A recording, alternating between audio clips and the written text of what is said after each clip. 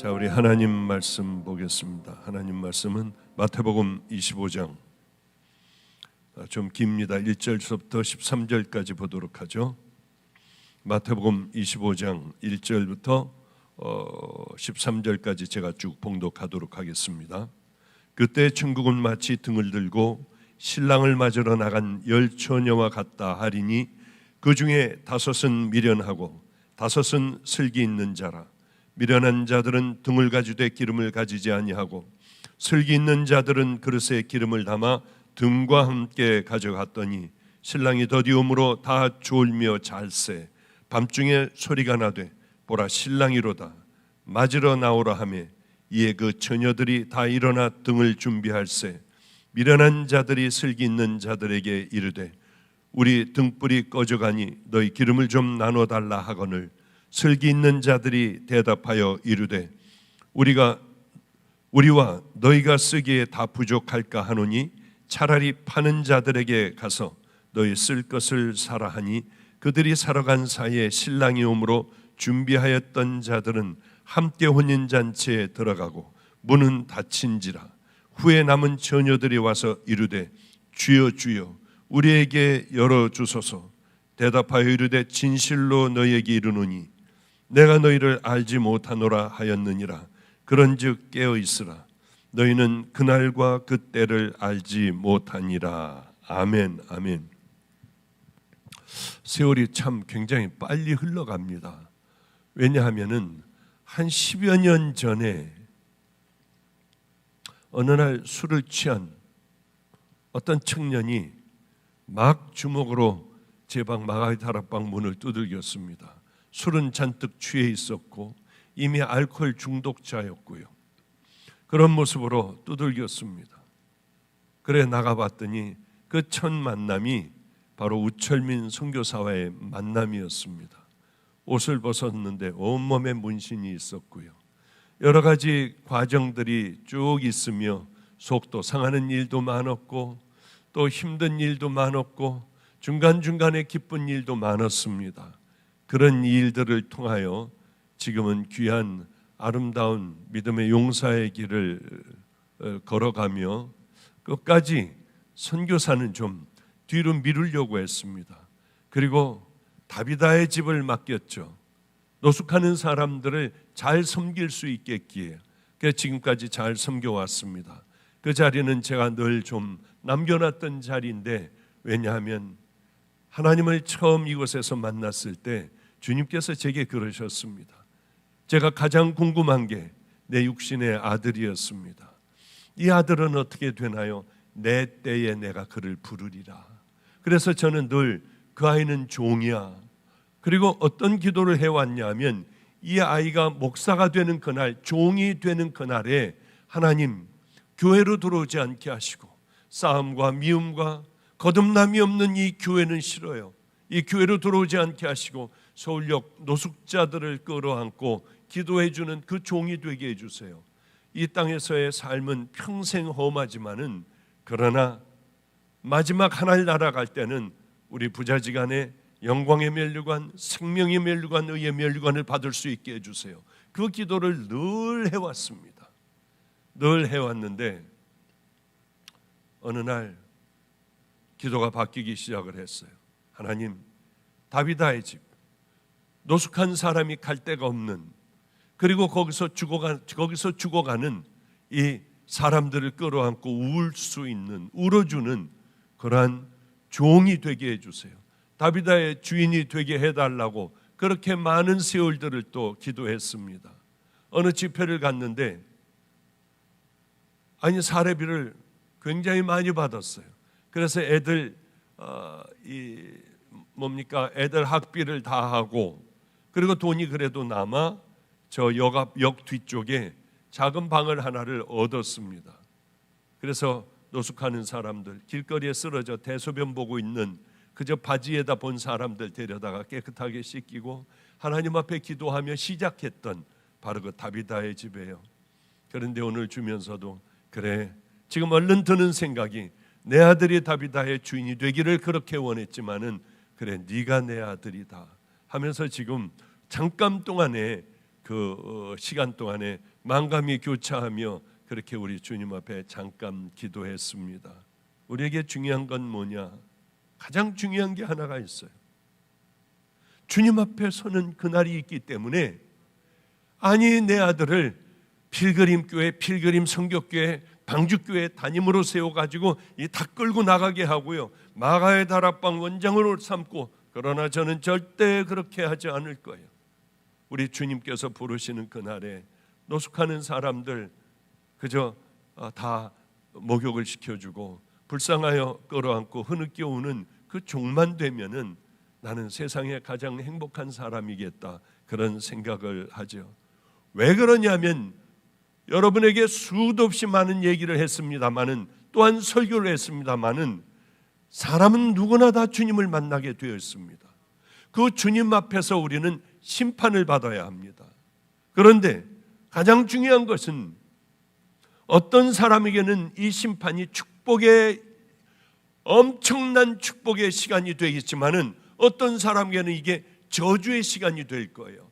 잘 준비한 사람들에게는 하나님 앞에 면류관 받는 은혜의 시간이겠지만은, 그렇지 않으면 지옥으로 개가 끌려가듯이 끌려가는, 불행하기가 짝이 없는, 한 번 들어가면 절대 1000년, 만년, 10만 년, 100만 년이 지나도 나올 수 없는 그곳으로 가야만 합니다. 우리 믿는 사람들은, 예수님을 아는 사람들은 천국을 가겠지만은 그렇지 않은 사람들은 지옥을 갈 수밖에 없습니다. 이 사실을 알고 있어요. 우리는 다 알고 있습니다. 그런데 너무나도 이상한 게 하나가 있어요. 알면은 그 다음엔 준비해서 천국을 들어갈 준비를 이 땅에서 차근차근 착실하게 해나가야 하는데, 준비하는 사람은 적어요. 마지막 때에 내가 믿음을 보겠느냐? 적어요. 너무나도 이상해요. 교회는 꼬박꼬박 잘 나와요. 기도도 뜨겁게 해요. 그러나 이것을 준비 안 하는 사람들이 우리 주변에 얼마나 많습니까? 아는 사람이 있나 하면은 교회를 오래오래 다녀도 꿈도 꾸지 못하는 사람들이 있습니다. 이게 도대체 왜 이런지 모르겠어요. 이 삶을, 바로 이 사실을 아는 사람과 모르는 사람의 차이는 이 땅의 삶의 차이가 완전히 차이가 납니다. 나는 어떤 삶인가? 또 오늘도 이 설교가 끝나면 나감과 동시에 까맣게 잊어버리는 불행한 그런 교인들이 되어서는 안 됩니다. 이 사실을 뼈저리게 아는 사람들은 열심히 준비를 할 거고, 그러나 이 사실을 모르는 사람들은 그 만남을 절대로 준비할 수가 없습니다. 그런데 너무 이상하죠? 왜 준비들을 안 할까? 그게 저에게는 가장 황당한, 하나님을 만나고 난 후서부터 너무 황당했어요. 왜 준비들을 안 할까? 왜 순종을 안 할까? 이유가 뭔 줄 아십니까? 아직 먼 옛날의 일이라고 생각을 해요. 저거는 아직 먼 후의 일이라고 생각을 해요. 막연하고 미래에 이제 어느 날인가는 이루어지겠지. 그런데 설마 내가 지옥 가겠어?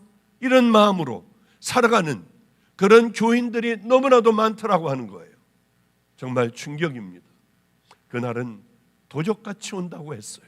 여러분들이 계산해 놓은 앞으로다가 몇십 년 후의 일일 거야. 그 계산이 절대로 맞지 않을 거라고, 그 날은 도적같이 이를 것이라고 성경은 우리에게 기록을 해놓고 있습니다.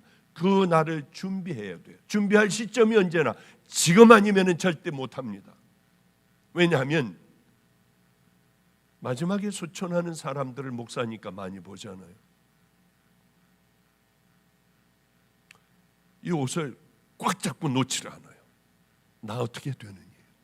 겁에 잔뜩 질려 있어요. 왜? 영원히 이제 가야 할 곳으로 떠나야 하니까. 이제 곧 시작이 되니까요. 안 놔요. 나중에 손가락 하나하나를 펴가면서 그래야 그제야 놔요. 붙잡았던 옷은 꼬깃꼬깃 구겨져 있습니다. 이게 왜 이럴까요? 알고는 있지만 설마 내게 그날이 올까? 아니, 그렇게 내게 빨리 올까? 성경은 단호하게 얘기하고 있어요.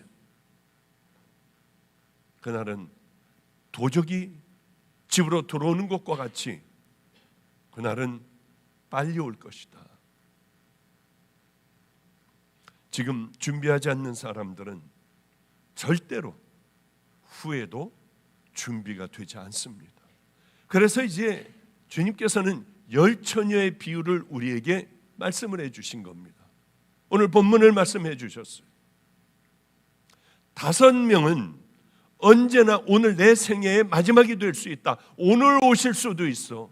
나는 오늘 죽을 수도 있어. 이런 마음으로 살았습니다. 이런 마음으로 살면은 기름을 준비한다고 하는 거죠. 기름 준비하는 게 뭡니까? 하나님의 말씀대로 순종하면서 이 땅에서 살아가는 삶이에요. 준비를 하는 거죠. 작은 것부터 차근차근히.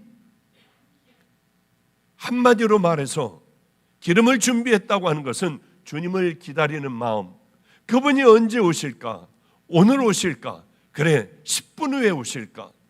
그걸 알고 있기 때문에 차근차근 모든 것을 다 철저하게 준비해 놨다고 하는 거죠.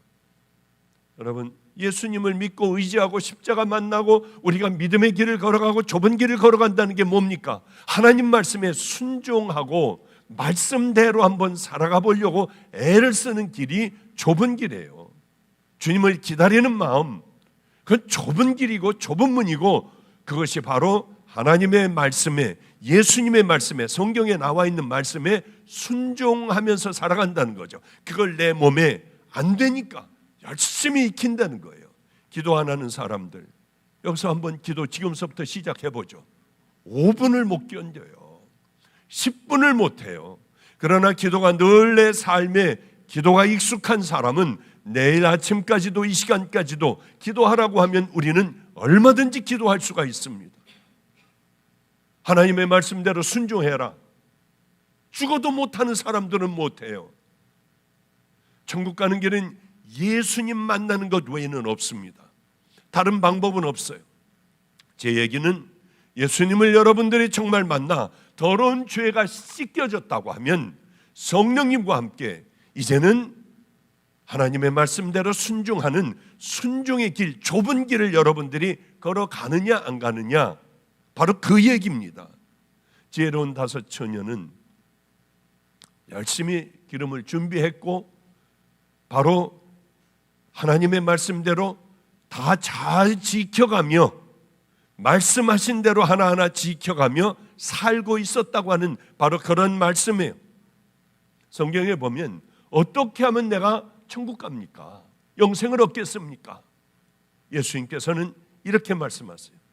너 마음을 다하고 목숨을 다하고 힘을 다하고 뜻을 다하여 주 너희 하나님을 사랑해라. 생명을 다해 하여튼 하나님을 사랑해라. 그리고 네 이웃을 네 몸같이 사랑해라. 이 말씀을 주셨습니다. 맞아요. 여유가 있을 때, 틈이 날 때 이렇게 바라보는 것이 아니라 생명을 다해 바라보라고 하는 겁니다. 이게 구원받는 믿음의 자녀들의 비결이라고 봐요. 정말 예수님을 만났다면 우리는 이렇게 그분이 말씀하신 그 길을 순종하며 걸어갈 수밖에 없고, 우리들 마음에는 늘 주님이 우리들 마음속에 늘 있어야 한다고 하는 거죠. 미련한 이 5처녀는 절대 그렇지 않았어요. 자기 중심적으로 살았어요. 자기가 하고 싶은 거 다 했어요. 번뜩 생각나고 늘 하던 대로 일찍 잠자리에 자고 늦게 일어나고요. 하고 싶은 대로 늘 다 했습니다. 기분 내키는 대로 했어요. 내 몸이 시키는 대로 했어요. 생각나는 대로 다 해버렸어요. 물론 신랑 기다리는 건 지혜로운 5처녀나 미련한 5처녀나 똑같았을 겁니다. 똑같이 신랑을 기다렸을 거예요. 그런데 신랑을 생각하는 것뿐만이 아니라 세상 일도 있으니까 바쁘면은 이 일 저 일들을 붙들고 살았을 거예요. 주님은 잊어버렸을 겁니다. 내일 준비하면 되겠지. 내일 일주일 내로 오시겠어? 결국 신랑이 오는 그날까지도 기름을 준비하지 못했습니다.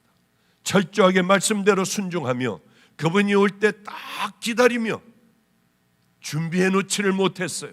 문 좀 열어주세요. 문 좀 열어주세요. 그러나 신랑은 내가 분명히 말하지만 내가 너희를 도무지 알지 못한다. 문은 닫혔습니다. 그날과 그 시는 아무도 알지 못한다. 그러니 항상 깨어있어 준비해야 한다. 이게 하나님께서, 예수님께서 우리에게 주신 말씀입니다. 여러분들, 차일피일 미뤄요. 이거는 언젠가, 지금은 아니고 먼 훗날에 내게 일어나리라고 생각을 합니다. 그러나 이 비유의 말씀은 수도 없이 우리 들었습니다. 그때가 온다고 하는 거죠. 저는 깜짝 놀랐어요. 이 설교를 듣고도 악한 일을 하는 사람이 있어요. 정말 해서는 안 되는 일. 그러나 이분이 새벽 기도도 빠지지 않아요. 주일 11시 예배도 빠지지 않아요. 저녁 예배도 빠지는 거 못 봤어요. 목요 철야, 금요 철야 빠지는 거 못 봤어요.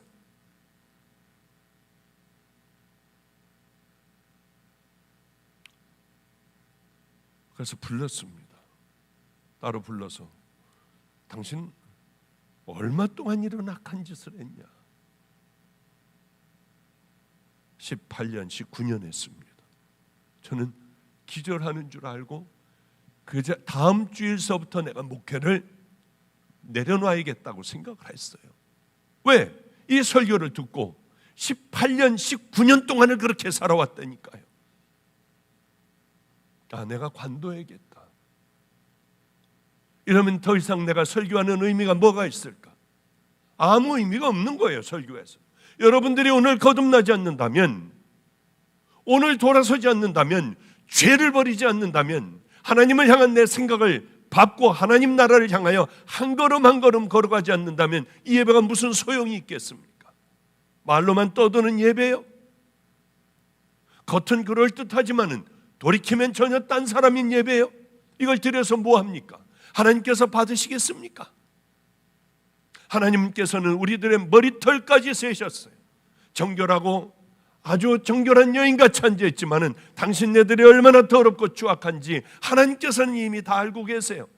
당신들의 믿음이 어떤지. 저는 깜짝 놀랐어요.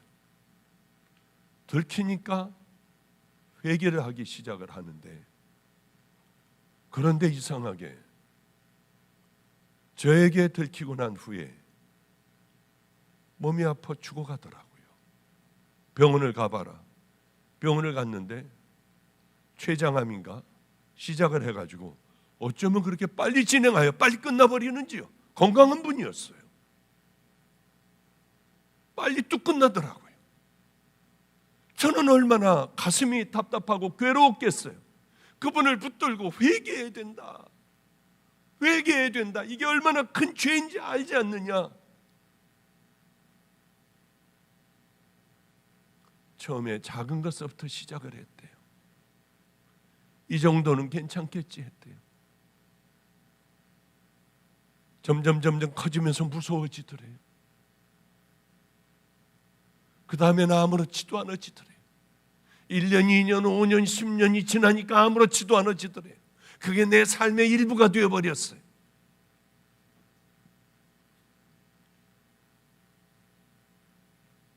작은 것으로부터 시작했다. 이제 돌에 맞아 죽어 해골밭에 쓰러져가는 아간이 됐다고 하더라고요. 정신 차리고 보니까 아간이 됐대요. 버림자가 됐대요. 돌에 맞아 죽어야 될 자가 됐대요. 아니다. 회개하면 된다. 지금부터 철저하게 회개하자. 회개는 다시는 안 하는 것이다. 이게 내가 하나님 앞에 얼마나 큰 죄인인가를 알아야 한다. 목사님, 이제 마지막 때가 왔어요. 목사님, 여기가 안 돼요. 여기가 안 돼요. 여기가 회개가 돼야 되는데 여기가 안 돼요. 얼마나 제가 미쳐버릴 것 같았는지 비가 억수같이 쏟아지는데도 가서 기도해 주고요. 막 뒹굴며 간절히 기도하고 붙잡고 기도하고 해도 안 되더라고. 마지막 얘기는 저 문은 너무나도 좁아. 저 좁은 문을 내가 어떻게 들어가? 그게 마지막이었어요. 문 좀 열어달라고 간절하게 소리를 질렀습니다. 내가 분명히 말하지만 나는 너희를 알지 못해. 하나님께서 우리를 아시는, 심판주인 예수님께서 우리를 아시는, 우리는 그 믿음의 길만을 걸어가기를 주님의 이름으로 축복합니다. 제가 저번 주일은 여기에 서지를 못했죠. 왜냐하면 다녀야 할 곳이 많았습니다. 대전도 가가지고 어려운 교회도 좀 찾아다니고 뭐 또 그 병원도 좀 찾아가가지고 신방이 안 되는데 간호사가 또 저에게 은혜를 받았던 분이라고 그래요. 그래가지고 그 백으로 또 이렇게 몰래 들어가가지고 간절하게 기도도 해줬습니다. 왜 이렇게 법을 지켜야 하는데 왜 이렇게 어떤 그 백을 써가지고 들어갔냐면 20살짜리가 백혈병에 걸렸어요. 남자놈이. 그래서 얘가 진행이 팍팍팍팍 돼가지고 이제는 얼마 며칠 안 남았다는 거예요. 모든 기관이 다 이제는 닫혀버렸대요. 그래서 얘도 알고 있냐? 다 알고 있대요. 이제 곧 하나님 앞에 가야 한다는 걸 안대요. 20살짜리 한참 왕성한 남자놈입니다. 모든 가족들 다 불러, 믿지 않는 친척들까지 다 불러놓고 천국에서 만나자. 반드시 예수를 만나야 한다. 꼭 천국을 가야 한다. 제가 가가지고 그 아이에게 말씀을 전했어요. 이 아이는 계속 눈물을 주르륵 흘리더라고요. 저는 뜻하지 않은 얘기들이 저의 마음에 있는데 준비해간 그 얘기가 아니라 뜻하지 않은 전혀 다른 얘기들이 제 앞에 제 입에서 막 튀어나왔어요. 그게 부모들이 있고요. 1인실에서 있었습니다. 죽어가니까. 저도 모르게 예찬아, 너는 가장 귀한 아이야. 이 땅에서 네가 불행하다고 생각하지 마.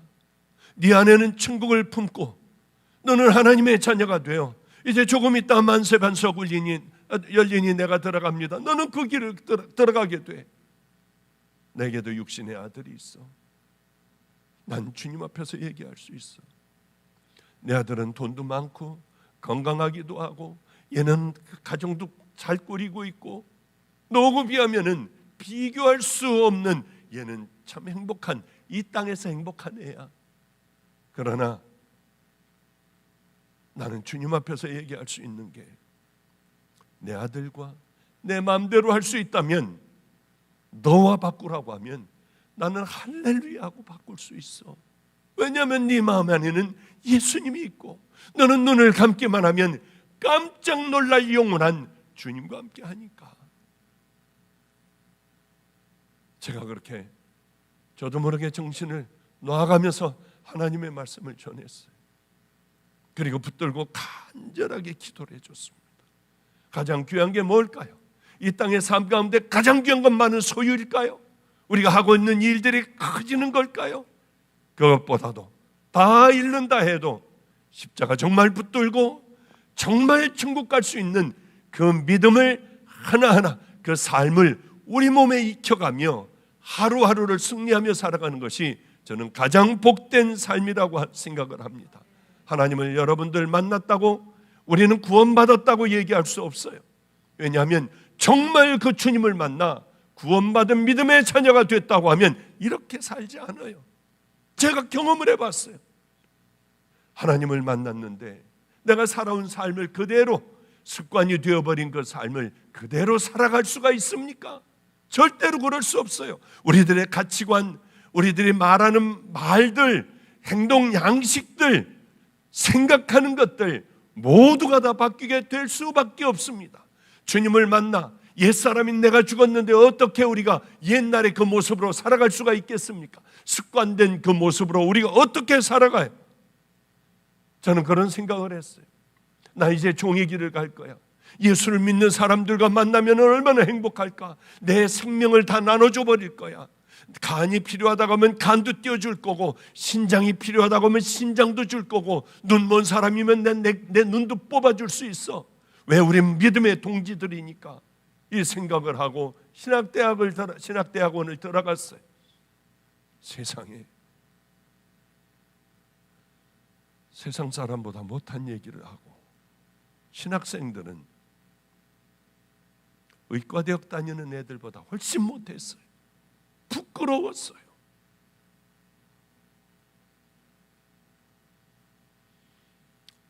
그리고 졸업을 하고 개척을 했습니다. 개척을 하면 그래 나는 저 큰 교회에서들 몇 명씩 주겠지. 바보 같았어요. 그런데 안성에서 제일 큰 교회가 거기서 2-3km 떨어져 있고 우리는 우범지역이에요. 골목으로 들어와서 있는 우범지역인데 허가를 안 해줘요. 왜 안 해주는 줄 압니까? 명색은 감리교 신학대학을 나오지 않았다는 거예요. 협성대학을 나왔다는 거예요. 그게 뭐가 중요해요? 그리고 가깝다는 거예요. 저는 줄 알았어요. 저 멀리 떨어져 있는데 우범지역에 있는데 어떻게 이렇게 가까이 했느냐는 거예요. 큰 교회하고 큰 교회가 어디 있는지도 몰랐어요. 교인 뺏길까 봐요. 너무 기가 막혔어요. 초라하기가 짝이 없는 먹을 것도 없는 이 교회요. 그래서 하나님, 저는 주님을 만났잖아요. 다 줄 거예요. 욕심 부리지 않고 다 나눠줄게요. 그리고 길거리 아이들이 잘 얘네들이 주여 주여 하는 애들, 믿음의 아이들이 됐을 때 걔네들서부터 나눴어요. 새로운 교인이 하나가 들어오면 제일 먼저 그 사람을 교인 아무도 없는 그곳에다 갖다 심어줬어요. 주님이 아세요? 얼마나 내 교인을 만들고 싶었겠어요. 저도 그런 사람들 성경 공부 가르치고 그 사람들 주여 주여 하는 믿음의 용사로 만들고 싶지 않았겠습니까? 그러나 다 나눠줬어요. 인천에 와서도 물론 다 나눠주고요. 방주교에서도 다 나눠주고요. 새벽교회 어떤 사람들은 안 가기 때문에 동행이라고 하여 주일날 문을 닫아버렸어요. 그리고 다 같이 저까지도 개척교회를 다녔어요. 나가서 언검했어요. 왜냐하면 주님을 만났잖아요. 만나지 못한 사람들이 하는 목회하고 달라야 하잖아요. 열심히 그렇게 갔던 기억이 나요. 삭개오는 예수님을 만났습니다. 예수님, 너희 집에 머물자 하는 그 말씀을 듣자마자 난 남의 것 뺏은 게 있으면 4배로 내가 다 토해내겠습니다. 율법보다도 훨씬 더 많이 다 내놓겠다는 거예요. 나머지는 가난한 사람들에게 다 나눠주겠습니다. 삭개오가 착해서 그랬나요? 삭개오가 결단력이 대단했기 때문에 그랬습니까? 주님을 만나면 이럴 수밖에 없는 거예요. 돌아설 수밖에 없는 거예요. 예수를 만난 후에 삭개오의 삶은 어땠을까? 고달팠을 거예요. 고단했을 거예요. 먹는 것, 입는 것, 살아가는 것, 쓰는 것 다 불편했을 거예요. 그건 제가 경험해 봐서 알아요. 하나님의 자녀가 된다면 그것이 큰 것이 아니라 나를 구원해 주신 그 하나님 앞에 생명을 다해 믿음의 길을 이 땅에서 걸어가야겠다 하는 것이 구원받은 믿음의 자녀들의 공통적인 삶이 아니겠냐고 하는 거예요. 한 번은 미국을 제가 집회하러 갔습니다. 누나네 집에 머물렀어요. 그런데 매형이 이제 생일 파티를 해주고 뭐 막 다 이렇게 하더군요. 근데 저녁 때였습니다. 그 아들이 샌프란시스코에서 왔어요. 뉴욕으로. 아빠를 데려 나가더라고요. 근데 뭘 동영상을 쫙 찍어서 저에게 보내줬습니다. 렉서스 최고의 단계의 렉서스 차를 아들이 사주는 거예요. 아빠는 모르고 따라가요. 이렇게 뭐야 어디 가는 거야? 밥 먹으러 가는 거야? 뭐야? 하다가 렉서스 있는 데로 들어가가지고 그 차를 빼내니까 아빠가 막 기절을 하려고 그래요. 아니 이렇게 좋은 차를 이 차를 내가 탈 수 있다고? 아빠 거라고 하니까 둘이 부둥켜 안고 떨어지질 않는데 그 동영상을 보면서 왜 그런지 쓸쓸하더라고요.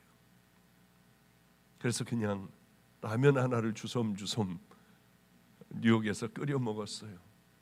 그러고 얼른 지하로 내려와 무릎을 꿇고 기도했습니다. 그리고 기도를 하는데 제 마음에 어떤 생각이 드느냐 하면, 제 마음 한구석에 너는 내 종이잖아. 너는 하늘 소망이 있잖아. 이 땅의 소유가 너에게는 아무것도 아니잖아. 너는 오래전에 벌써 버리고 돌이켰잖아. 그래 다시 일어나 세수하고 다시 또 시작을 했던 경험이 있어요.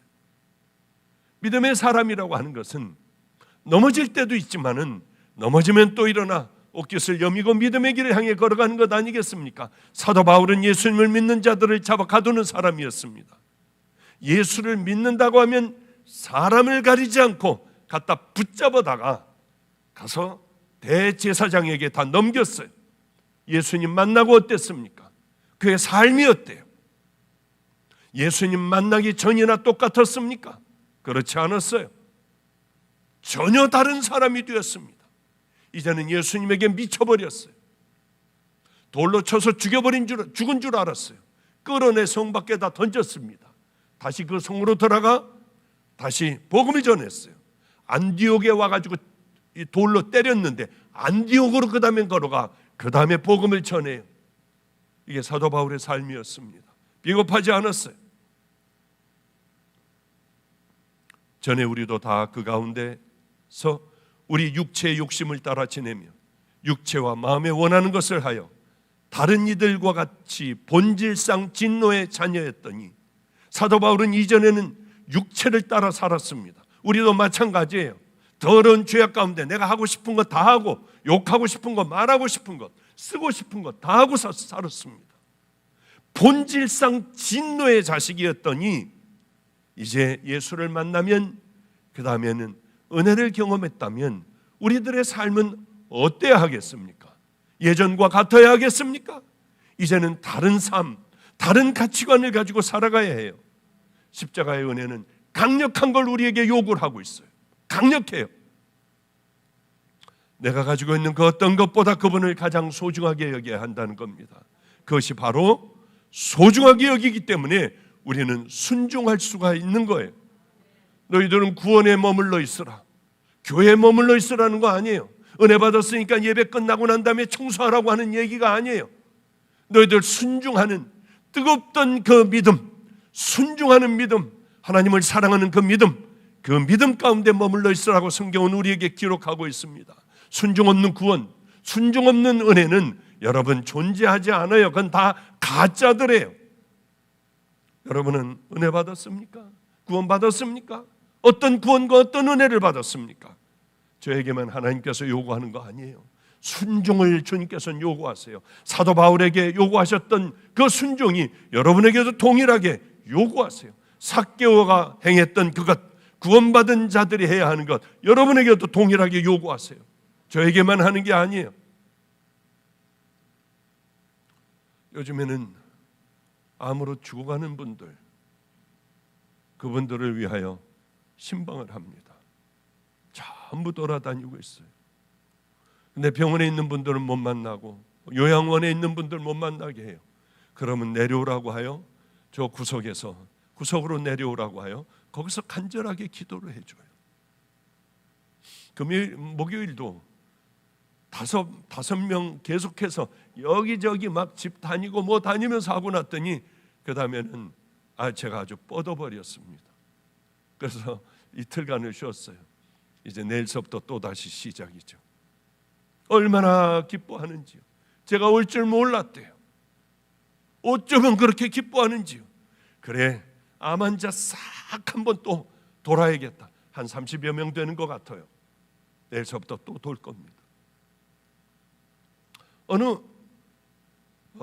이 임진영 목사네, 그 목사네 아마 교인인 모양이에요. 그래서 같이 저곡 쭉 암 환자들을 신방을 했습니다. 그 집을 갔더니 젊은 분이에요. 젊은 분인데 폐암에 사기랍니다. 이제 끝이 돼요. 항암도 할 수도 없고 뭐 방사선도 할 수 없고 뭐 아무것도 해줄 수 없는 분이라고 하더군요.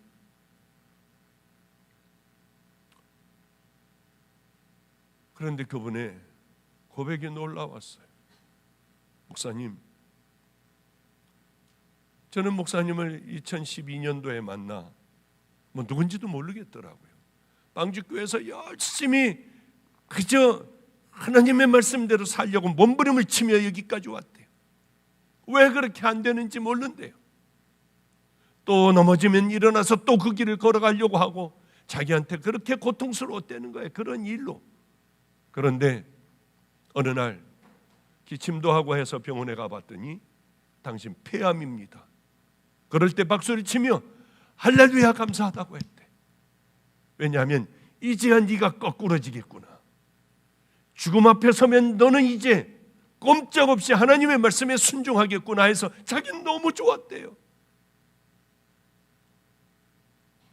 그런데 목사님, 제 생명은 지금 많이 남지 않았어요. 너무 괴로운 게 죽음 바로 앞에 섰어도 나는 변하질 않아요. 나 어떻게 해요?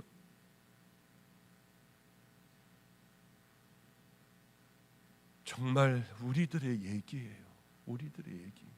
여러분, 저는 늘 이 방법을 여러분들에게, 성도님들에게 얘기를 늘 해드려요. 이런 것을 얻을 수 있는 것은 대가를 지불해야 되고 일정 기간의 시간이 필요해요. 그저 가만히 있는 것이 아니라, 교회나 왔다 갔다 하고 있는 것이 아니라, 우리가 해야 될 것은 내가 뭘 고쳐야 할까? 작은 것부터 훈련하는 거예요. 싸우는 거예요. 열심히 싸우다가 보면은 이거는 이기게 됩니다. 더 큰 것도 이기게 돼요. 처음에는 이기는 게 어렵지만은 나중에는 척척척척척 이기게 돼요. 열심히 우리는 경건을 훈련해야 하고, 더러운 나를 십자가에 못 박고 잘못된 비뚤어진 나를 자존심이 상해도 저 천국을 생각하며 내가 먼저 무릎을 꿇고 잘못했다고 하고요, 믿음의 길을 향하여 달려가는 거예요. 내 입술을 십자가에 못 박고 내 눈에 있는 들보를 빼내며 작은 것서부터 가만히 말하고 싶어도 참고요, 내 것으로 돕기도 하고요, 인색한 손도 펼 줄도 알고, 이런 훈련들을 수도 없는 많은 날들을 해나갈 때 우리는 점점 주님 말씀하신 그 믿음의 자녀들로 변해갑니다. 가만히 있으면 될까요? 은혜 받았다고 하여 이 기도원마다 또한 부흥회마다 쫓아다니면, 많은 사람들에게 안수받으면 우리는 우리들의 본질이 변할까요? 그럴 수가 없습니다. 저는 그 암 환자의 몸부림과 절규를 절대로 평생 잊지 못할 것 같아요. 그분에게도 그래서 이런 말씀을 같이 나눴습니다. 집에 돌아와 그분을 위하여 이제 중보 기도를 시작을 했어요. 하나님, 우리 성도님 거듭나고 변화되게 해주세요. 저도 모르게 기도해 주는데 제 마음에 있는 말들이 막 나왔어요. 그 성도는 자기에게 어쩌면 그렇게 다 자기를 얘기를 해 주셨냐고 하며, 이제는 사랑하고 용서하고 이제는 다 시작을 하겠다고 하며, 그렇게 얼굴을 그 병든 몸으로 환하게 웃는 그 모습을 보고 행복했습니다. 은혜를 경험했는데도 고린도 교회는 음란이 있었어요. 은혜를 경험했는데도 온통 싸움판이었습니다. 은혜를 경험했는데도 니파네파 갈리며 정죄와 분노가 있었습니다. 주님을 만나면 훈련을 해야 돼요. 헌신하는 훈련, 복종하는 훈련, 낮아지는 훈련, 십자가 앞에 엎드리는 훈련. 이 훈련을 할 때 우리의 삶에 수도 없는 많은 열매를 맺는 아름다운 성도님이 되실 수 있습니다. 우리 모두 그 길을 향하여 헛된 예배가 아니라 오늘 이 예배를 통하여 내 인생이 바뀌는, 내 가야 하는 길이 바뀌는 아름다운 성도님들 되시기를 주님의 이름으로 축복합니다. 기도하겠습니다. 하나님 아버지요, 이렇게 우리는 행복한 예배를 드립니다. 이 예배마저 없어지면 안 됩니다. 하나님 아버지요, 예전에 꽉 떨어차 생명을 다해 주님을 부르던 그 시절이 우리에게 다시 올지요. 아버지요, 그러나 지나간 세월을 부러워하는 것이 아니라 이제 다가올 세계 시대를 우리 준비하는 지혜로운 우리들 되게 하여 주시옵소서. 오늘도 하나님의 말씀을 통하여 내가 변화되고 내가 거듭나고 내가 하나님 주님을 사랑하는 마음으로 생명을 다해 하루하루를 훈련하며 결국은 승리의 자리에 이르게 하여 주시옵소서. 내 힘으로는 안 되니 성령님 우리와 동행해 주시기를 간절히 간구하오며 구주 되신 예수님 이름으로 기도드렸습니다. 아멘. 우리 이 시간 찬양하시면서 주님께 봉헌하는 시간 갖도록 하겠습니다.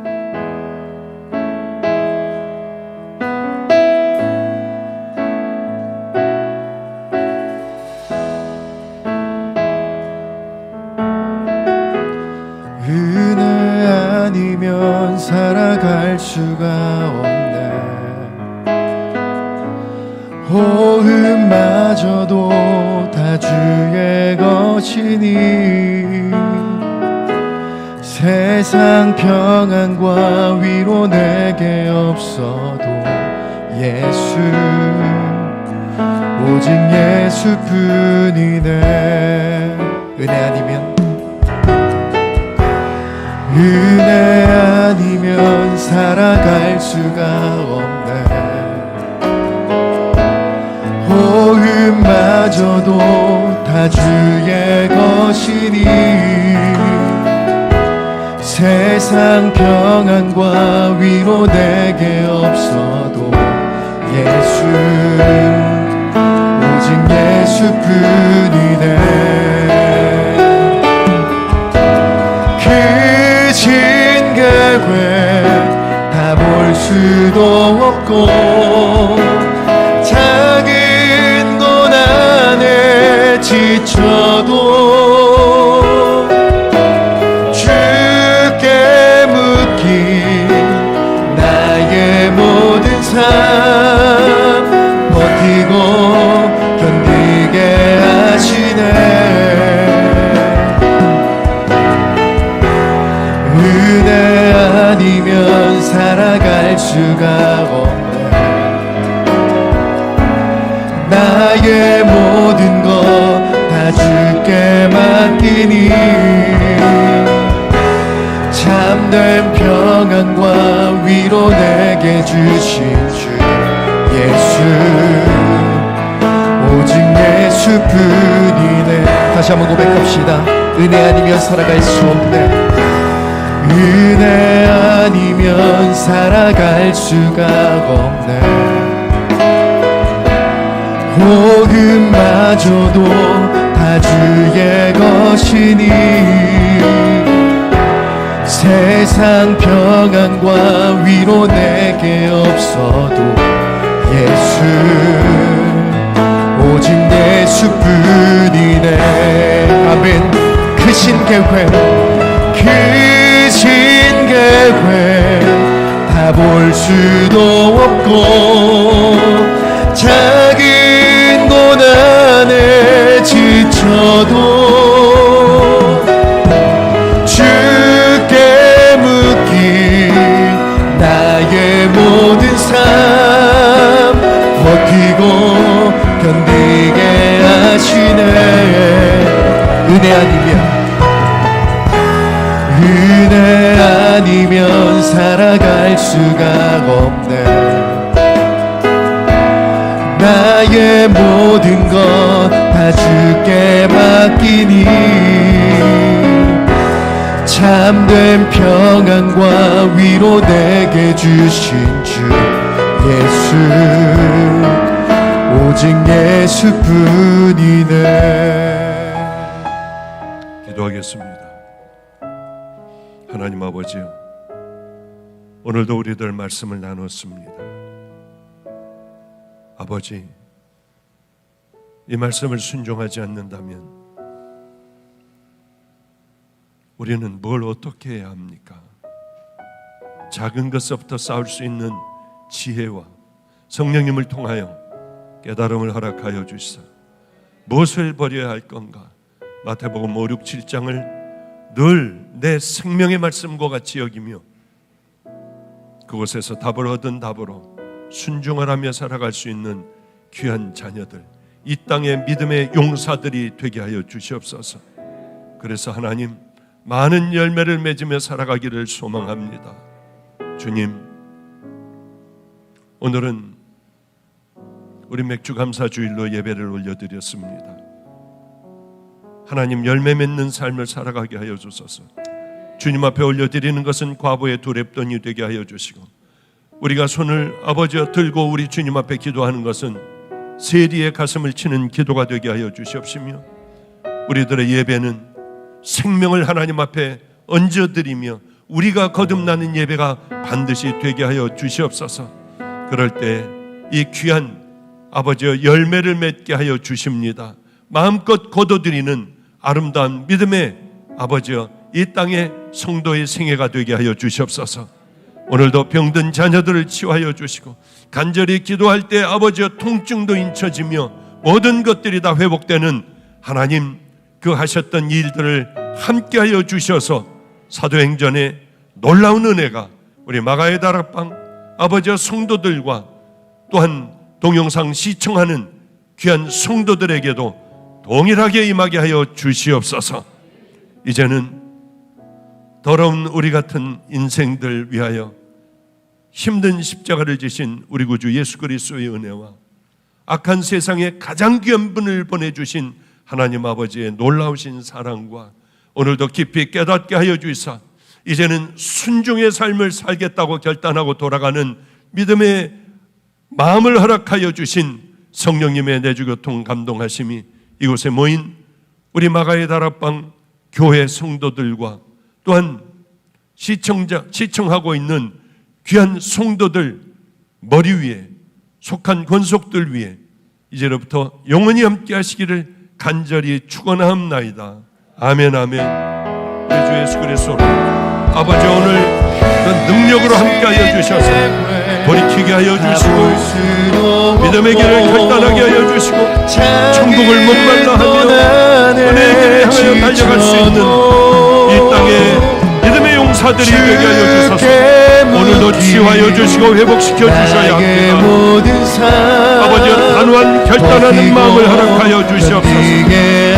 그래서 우리들의 삶이 행복한 삶, 열매 맺는 삶, 아버지, 이 땅에서도 천국을 살아내는 삶, 그 은혜를 베풀어 주시옵소서. 성령님 이곳에 역사하여 주셔서 뜨거운 마음을 주시옵소서. 순종할 수 있는 마음을 허락하여 주시옵소서. 아멘. 버티고 견디게 하시네. 은혜 아니면 살아갈 수가 없네. 나의 모든 것 다 주께 맡기니 참된 평안과 위로 내게 주신 주 예수, 오직 예수뿐이네. 은혜 아니면 살아갈 수가 없네. 나의 모든 것 다 주께 맡기니 참된 평안과 위로 내게 주신 주 예수, 오직 예수뿐이네.